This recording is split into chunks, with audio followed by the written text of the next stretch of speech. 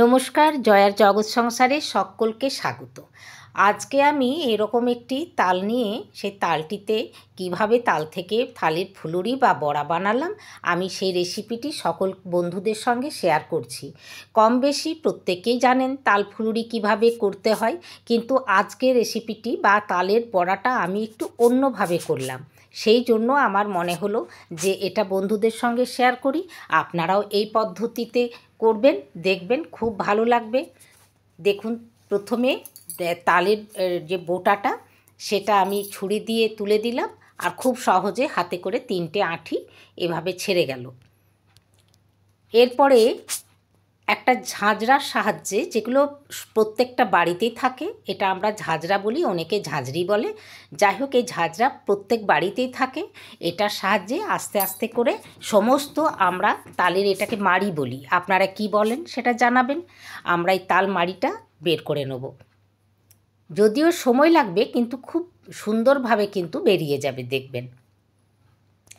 আর যাদের বাড়িতে বাঁশের ঝুড়ি আছে তারা অনেকে ঝুড়িতে করেন, অনেকে আবার লোহার ঝাঁঝরা বড় বড় থাকে, সেটাতেও সুবিধে হয়।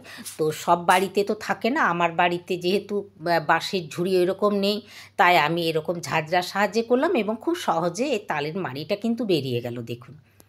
তারপর 3টে আঁঠি আমি কিন্তু ফেললাম না, আমি একটা টবের মধ্যে মাটি ঢাকা দিয়ে রেখে দিলাম।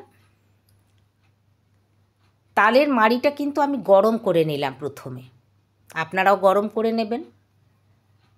দেখুন, এটা গরম করলাম। তারপরে আমি খুব একটু মিষ্টি দেবো।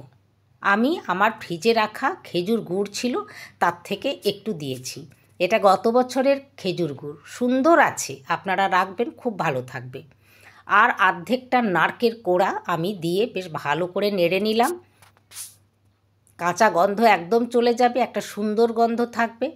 আর দেখুন, এইভাবে যখন দেখবেন যে একদম হয়ে গেছে, সব এক জায়গায় চলে আসছে, তখন নামিয়ে আমি চালের গুঁড়ো, যেটা চালটাকে আতপ চালটাকে একটু ভিজিয়ে রেখে তারপরে মিক্সিতে আমি গুঁড়ো করেছিলাম, সেই রকম গুঁড়ো করে দেবেন। আমি কিন্তু চালের গুঁড়ি খুব কম দিয়েছি, দেখুন। তালের মাড়িটাই বেশি আছে, যার জন্য কি হয়েছে, এটা খুব সফট হয়েছে। আর আমি এটা দুধ দিয়ে মাখলাম, দুধ দিয়ে এটাকে মাখবো, আপনারাও করবেন, খুব ভালো লাগবে।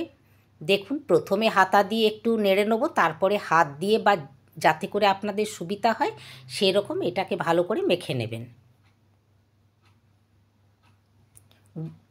চালের গুঁড়ো যদি বেশি থাকে, তালের মাড়িটা কম থাকে, তখন একটু শক্ত হয়ে যায়।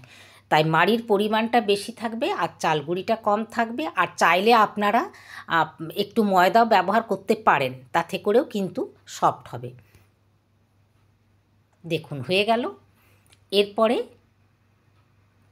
কড়াইয়ে তেল বসিয়ে, আর তেল যখন গরম হলো, তখন আস্তে আস্তে করে এগুলো সব ফুলুরিগুলো তেলের মধ্যে ফেলে দিয়ে আঁচটা কিন্তু আমি একটু কমিয়ে দেবো, কারণ খুব বেশি যদি আঁচ থাকে তাহলে এগুলো বাইরেটা পুড়ে যাবে আর ভেতরটা কাঁচা থাকবে। কম আঁচে হবে। ব্যাস, একদিকটা হয়ে গেলে আরেক দিকটা উল্টে দিন, যেভাবে আরও সব কিছু ছাকা হয়, পকোড়া বা অন্য বড়া যেরকমভাবে। তবে এগুলো ডুবো তেলেই হবে, ডুবো তেলেই করবেন, তবে খুব ভালো লাগবে। দেখুন, হয়ে গেছে। এরপর আমি এটা তেল ঝরিয়ে এটা নামিয়ে নেব। এইভাবে সমস্ত ফুলুরিগুলো আমি বানিয়ে নেব।